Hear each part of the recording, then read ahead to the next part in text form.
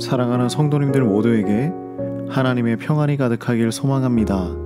마태복음 12장 31절에서 37절 말씀을 함께 보도록 하겠습니다. 우리가 성경을 볼 때 접속사와 동사를 잘 살펴보면 성경을 이해하는 데 큰 도움을 받을 수 있습니다. 본문은 그러므로 라는 말씀으로 이어갑니다. 이 본문 앞에 무슨 내용이 있었는지 궁금해지죠. 예수님의 사역을 반대하던 바리새인들의 이야기가 있었습니다. 예수님의 제자들이 안식일에 밀 이삭을 잘라먹은 일을 비판했고 귀신을 쫓아낸 일을 비판하기 시작했습니다. 예수님이 귀신의 힘으로 귀신을 쫓아낸다고 비난했었죠. 여기에 대해 예수님은 하나님의 성령으로 이 일을 행한 것이라 라고 말씀하십니다.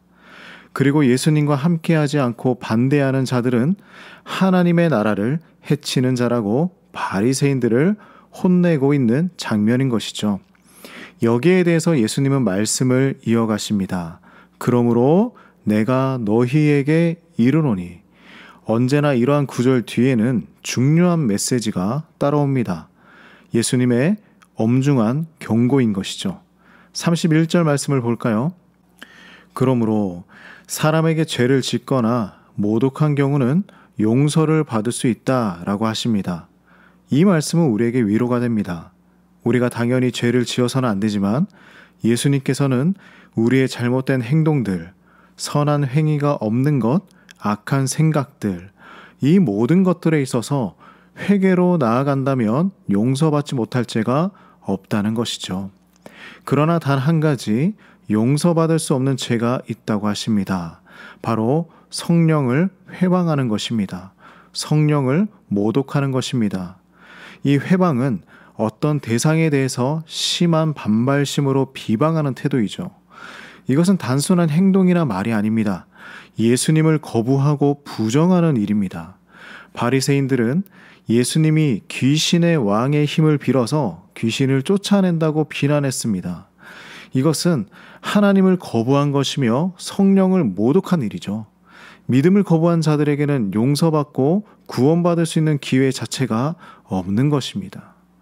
좋은 나무가 좋은 열매를 맺고 좋지 않은 나무가 먹을 수 없는 열매를 맺듯이 한 사람의 삶의 열매는 그 사람이 어떤 사람인지 보여줍니다.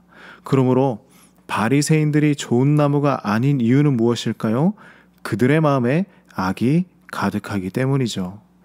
마음이 악하기에 그 입에서도 선한 말이 나오지 않는다고 예수님은 말씀하십니다. 선한 사람은 마음에 선을 쌓아서 선한 행실을 합니다. 악한 사람은 마음에 악을 쌓아서 악한 행실을 합니다. 바리새인들은 이런 마음으로 예수님을 거부하고 반대하며 비난한 것이죠.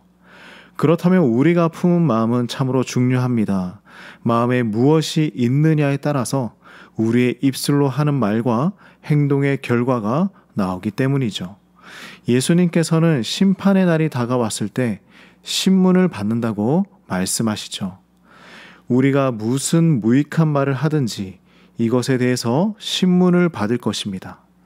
말은 마음에서 나옵니다. 그러므로 이 말은 심판의 근거가 되는 것이죠. 말은 하는 사람이 참으로 어떤 사람인지 드러내기 때문입니다.